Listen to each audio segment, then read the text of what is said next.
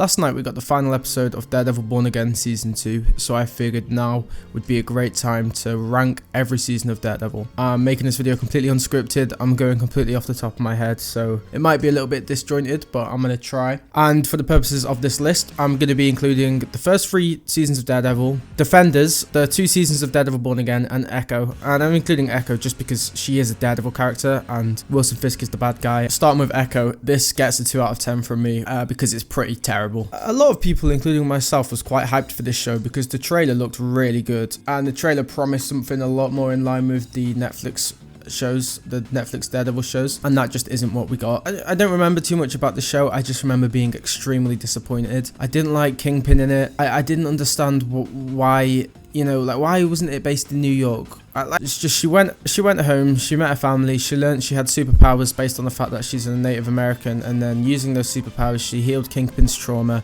and he didn't really do anything anyway because he went back to New York and became a villain again, and she just didn't do anything about it. It's just a pretty unmemorable show, and it's a pretty bad show, and it's a shame because I forget her name, but the actor for Echo is incredible. She does such a good job at portraying Echo, and she deserved much better, and I just feel quite bad for her really that she got given such a shit show. She would have been a great addition to, you know, Born Again if they had done her properly.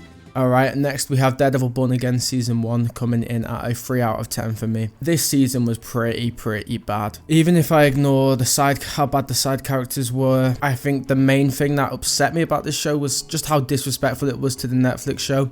The fact that this show even existed kind of just undermines the whole ending of Season 3, undermines Raina Deem's sacrifice, undermines everything that happened in that show. Like, if you remember how fucking upset Matt was when Fisk got out of prison, he just wouldn't let it go. But you know, at the start of Born Again Season 1, he's just chilling while Fisk is, you know, campaigning for mayor, and he looks slightly upset about it. It's just so like disjointed from that old show. And a lot of people say, oh, but the pre-overhaul team did such a great job, whereas the post-overhaul team did quite a worse job. I actually disagree. The pre-overhaul team was responsible for a lot of the dumb shit, a lot of the contradictions to the older show. For example, I don't know, like the explanation for why Fisk got out of prison, which is terrible. The explanation for why Bullseye got out of prison. Oh, Fisk got out of prison because there was FBI corruption. He's the one who corrupted them. That's not a get out of jail free card. What the fuck? Also, like regression of character arcs. Karen, you know, not accepting Matt when he pushes her away. That was her character arc in Season 3, so it's weird that she left him. Foggy being against, you know, Matt being Daredevil in the first episode. Again, that was his character arc from Season 1 to Defenders. He already learned that lesson. He already accepted Daredevil is important. Even when that whole fight scene happened in the first episode with Bullseye, Matt had to run home to get his suit on and then come back when there was an active shooter. And this is a small thing, but that's so stupid. In the old show, in the Defenders, for example, when there was a fight that Matt needed to attend to really quickly, he wouldn't go and put his suit on. He would, you know, use a hat, or he would use a bit of cloth, or he would use Jessica Jones's scarf, or he would just go out in his suit if he really didn't have the time. It's just little stuff like that that bothers me. So I didn't like the pre-overhaul or the post-overhaul. In fact, my favorite episode was probably the trial of White Tiger, even though it was extremely out of character for Matt to reveal Hector's identity without permission. Extremely out of character. Like, he would never do that. Punisher was also extremely out of character, you know, walking into that police, I think Red Hook is where he went, where the anti-vigilante task force got, walking in unarmed, getting beat, well, not unarmed, sorry, but he didn't go in with a plan. He got beat up, he got captured. And sure, you could argue his plan was that he wanted to get captured. Then where was he? Where was he in Season 2? He got captured and then he just left.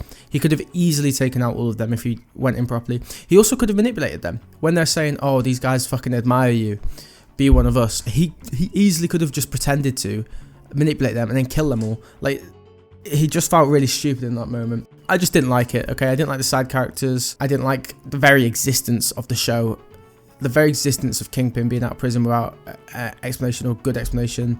How disrespectful it was to Raina Deem. It's a bad show and it gets a 3 out of 10 for me. People liked it because there was some cool aura, hype, peak moments, whatever the fuck people say. But it wasn't good. It was quite inexcusable if you ask me. And also, yeah, you can't just say, oh, no, it doesn't matter because there was behind the scenes reasons that it was bad. It was still bad. You know, if you go to a restaurant and your food's burnt because whatever behind the scenes reasons there were in the fucking kitchen, your food is still shit. It doesn't make your food any better. It's still gross. Yeah, you can explain it and and you can be a bit more forgiving, but it doesn't mean that you have to say it's better than it is. Next, we have Defenders, which gets a 5 out of 10 for me, which means it's mid for me. I can very quickly explain my opinions on this season. Everything to do with the hand, I despise. I don't understand how they fumbled the hand so bad. The hand was so uninteresting throughout the whole show. Why was it ran by a middle-aged white woman? This ancient Chinese clan is ran by a middle-aged white woman. Like, what the fuck? Whose idea was that? And why?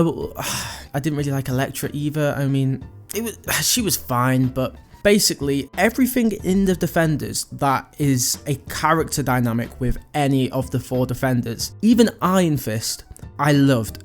All of those dynamics were great. That team works excellently together.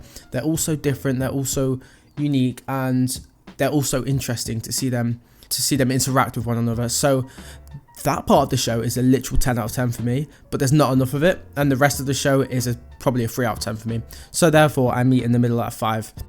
Okay, and this one might be a bit controversial, but next I'm giving Daredevil Born Again Season 2 a 6 out of 10. Why am I giving it a 6 out of 10? Well, let's just say some nice things. The action's incredible. His suit is incredible. There's a lot of great moments. But all of this is undermined by the fact that it's so undercooked and there isn't enough time for any of its ideas to really sit. The final episode was great. Like, it was great, but it would have been so much better if it had a better setup. For example, this is just a random example off the top of my head. Take that bit where Daredevil is, you know, with Bullseye underneath the church, and they end up in the church, and then, you know, they sort of escape. You can compare that scene to I forget the episode, I think it's called Condemned in season 1, where Matt is with the Russian and they're talking about their ideologies, and it's a very similar scene. Matt has to drag a wounded bad guy to try and save him. Very similar scene. It's done so much better with a random Russian who no one even cares about than with Bullseye, because not only is there that discussion with them, which is better than the discussion with Matt and Bullseye, there's so much tension in that scene. And another example is in season 3 when Matt and Karen are stuck in the church and the FBI are surrounding them. That scene has so much tension. You can just feel this outside force collapsing in on them, and it's so intense.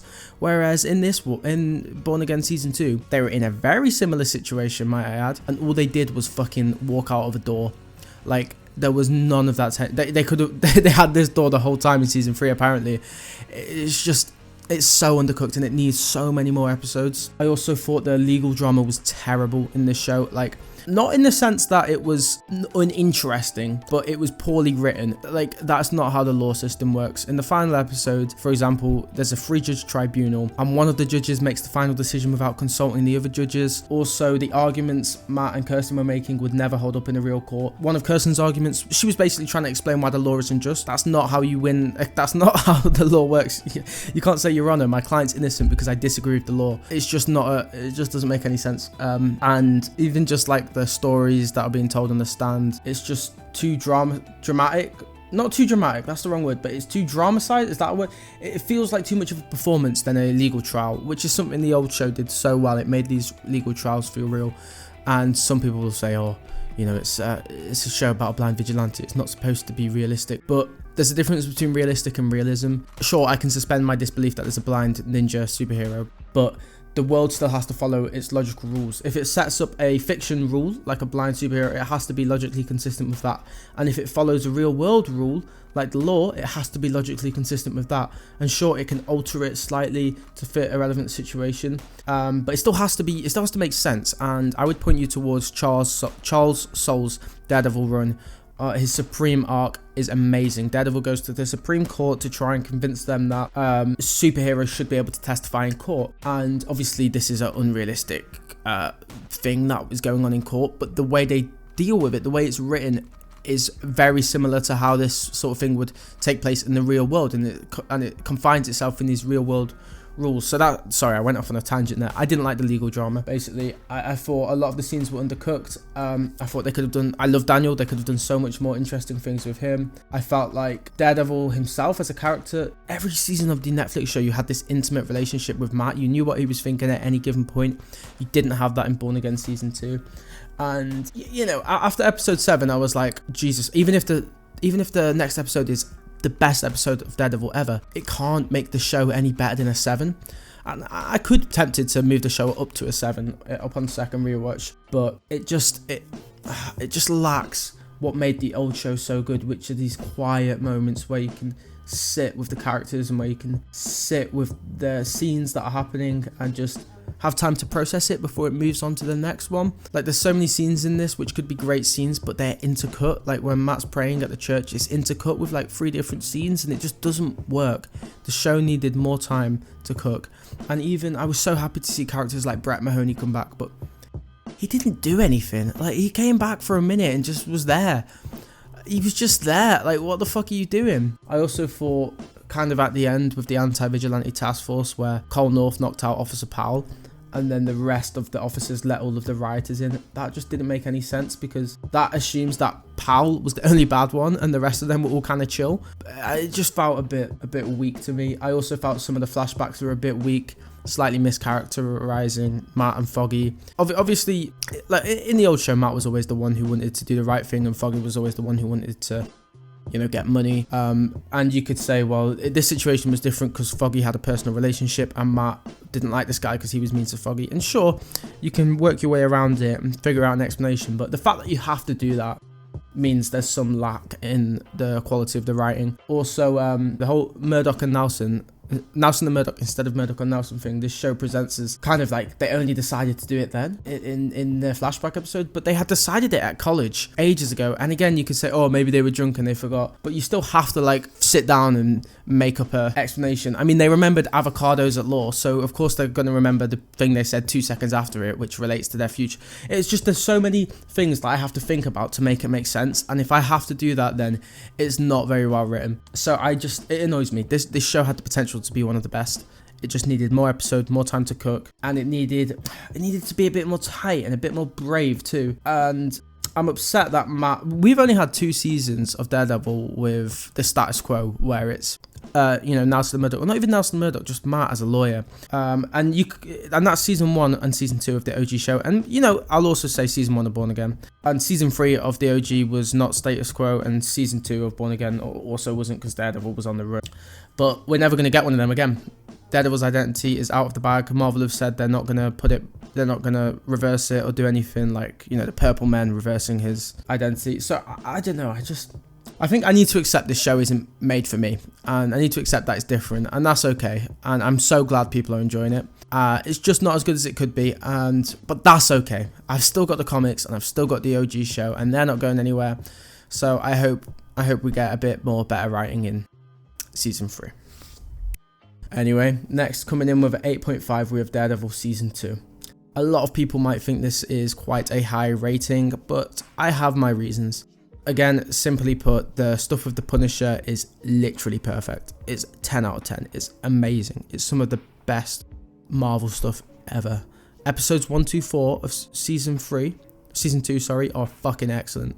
They are amazing. And then everything that follows from then with the Punisher, trial of Frank Castle, him going to prison with Wilson Fisk, him figuring out who the blacksmith is, him finally embracing his identity at the end is amazing. And the stuff with Elektra and the Hand is less good, but it's still not bad. It's probably like a 4 out of 10 for me, that Hand and Elektra stuff. There isn't so much of it that, Nobu only gets introduced in episode 9. It really only starts to pick up in episode 9. So the Hand stuff, that is, obviously there's bits and bobs before that, but that's just Matt and Elektra's relationship, and that stuff's good. So it doesn't bring it down for me enough, because even though every time the Hand's on screen I'm just waiting for it to cut to the Punisher, I still have that Punisher stuff, and that Punisher stuff is fucking incredible. And even that conversation Matt and Father Lantham had in episode 4 at the church, that one conversation is better than anything Daredevil Born Again has ever done. And that conversation with Matt and Punisher at the graveyard in episode 4 is my favourite scene, probably in anything ever. Definitely in anything Marvel ever. It's amazing. Next, season 1 of the OG Daredevil show, which is getting a 9.5 for me, almost perfect. This season is fucking incredible. For a beginning, for an origin story, it does such a good job at setting up this world. It does such a good job at establishing these characters, and we need to say thank you to it. Without that, we wouldn't have any of this we have today, any of these more grounded superhero stories. It was such a different thing at the time it came out. There was never really anything like it. It treated these characters with such delicacy and such realism, and everything about it is just really good. The cinematography is amazing, the writing is amazing, the character dynamics are amazing. The only reason I give it a 9.5, and the only reason it's not my favorite, is because I think it's a bit less rewatchable. It's an origin story, right? And it's quite a simple story at that. It's basically Kingpin is trying to, he's the king of crime, and he's trying to control all these other criminals of the city, and then Daredevil is figuring out who Kingpin is and then wants to stop him. It's a very simple plot. There's not a lot to it, and that's not my issue. It's not an issue at all. If anything, it's great, but that's where it slightly pulls me back a little bit. Because especially, which obviously you know what's coming next, it's season 3, especially with season 3, there's a lot more in that gets me a lot more excited. But anyway, I'm just going to talk about season 3 right now.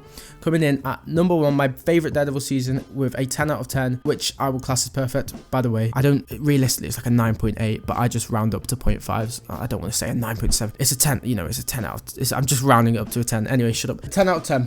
It's a fucking great season of television. It is.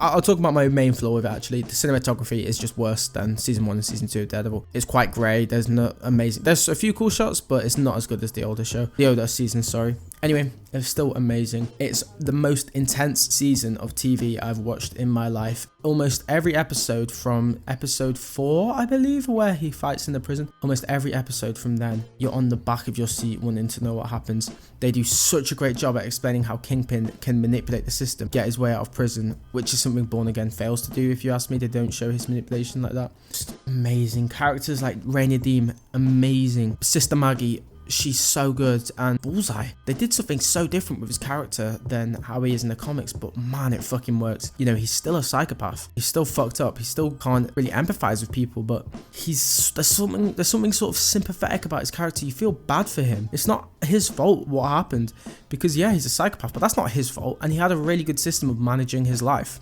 until Kingpin came and ruined it. Oh man, it's just so good. And the ending, the acting, everything about it is amazing, and it really is the bar. It really is the highest bar set, and it's a shame what happened with Born Again, because if you ask me, it just there's no sugarcoating it. It plainly ruins the ending of season 3. It ruins Rainier Deem's sacrifice. It ruins just that sense of defeat they had at the end, that sense of joy, that sense of hopefulness. And I'm not saying Fisk can't ever get out of prison again. I mean, that was the plan for season 5. I think it just needed to be done a bit better. It needed to be explained. Have season 1 of Born Again explain it. Maybe Fisk got his way out in the blip. Or how about this? Bullseye, I think this is what they were going to do for season 5 of the OG show. Bullseye kills Vanessa, then Matt and Fisk's deal is off the table. It just is off the table. And then Fisk gets out of prison. I don't want to talk about Born Again. I want to talk about how great season 3 is. It's amazing. If you haven't watched it, watch it. If you have watched it, rewatch it. Even people say the first 4 episodes are quite slow. I disagree. I mean, yeah, they're slow, but they really do a great job at setting up Matt's character and setting up his motivations for the rest of the season. I just love it. Anyway, to conclude, I have to say, I love the OG series of Daredevil. There's something about it which really works for me. I think it's the longer episodes, the more time with the characters, the deep, questions of good and evil, right or wrong, morality, religion. All of these things are so interesting to me, and the old show does such a great job with it. Born Again season 2 is a good show. It has good writing. It's kind of like, imagine you're on, I don't know, like a tour. You're on a tour guide going through the mountains somewhere on a train, and the train's going through the mountains, and the mountains you're going through are beautiful, amazing. There's such great sights to see, but the train doesn't stop at the sights and let you see them. You look at them for a minute, but the train keeps going. You want to stop, you want to see, you want to experience it, but it keeps going, and it doesn't give you a minute to really appreciate the environment. Whereas the old show of Daredevil would stop at each beautiful scene, and it would a beautiful bit of landscape, and it would let you just sit there and experience it. That's the shittest analogy I've ever made in my life, but I hope it makes sense. Other than that, Daredevil Born Again 2 is worthy of the Daredevil title, and Daredevil Born Again 1 is actual slop. It's genuinely terrible. How does anyone like it? I get it. Like, it's good if you turn your brain off. It's good. You know what? Actually, if the OG series of Daredevil never existed, maybe I would give Daredevil Born Again season 2 an 8 or a 9. Maybe I would. But I have something so great to compare it to, and that's the thing that I fell in love with. That's why we campaigned for Save Daredevil. for Daredevil to come back. And I suppose what we were all hoping for wasn't just for the characters to come back, but for the show as what it was to come back. And this might sound like a gatekeeping thing, and I really don't mean for it to, because I think that's so cringe. But when I look online, it seems the people who are less satisfied with Born Again are the people who are massive fans of the OG series or the comics, whereas the people who are more satisfied with it are the people who are casual, not casual, like even really big Marvel fans, but they're not super Daredevil fans. I could be wrong, it's just an observation. The proof I have is I made in the Reddit discussions of the new episodes, there's a Marvel subreddit, there's a Defender subreddit, there's a Daredevil subreddit. I made one point about the show being too fast and not having enough episodes in the Marvel subreddit. I got downvoted to hell. I made that same point in the Daredevil subreddit. I got upvoted to heaven. Also, if you look on Twitter, it seems a lot of the mega fans of the original series just aren't too satisfied with Born Again, whereas the casual fans are, and I'm glad that they have that. And I'm glad people are enjoying it. It just isn't for me. It isn't made for me. And it's not why I fell in love with Daredevil. It's not, Aura Moments isn't what makes Daredevil special. Peak isn't what makes Daredevil special. It's quiet, delicate character moments. Anyway, I've rambled too long. I thought this video would be 10 minutes long. It looks like it's going to be around 20, so I apologize. I hope you enjoyed my opinions. And I'm going to review every season of The Defenders soon with a script. So all of these seasons are getting reviewed again with a script, so I can make my points more accurately. Anyway, I appreciate it. See you.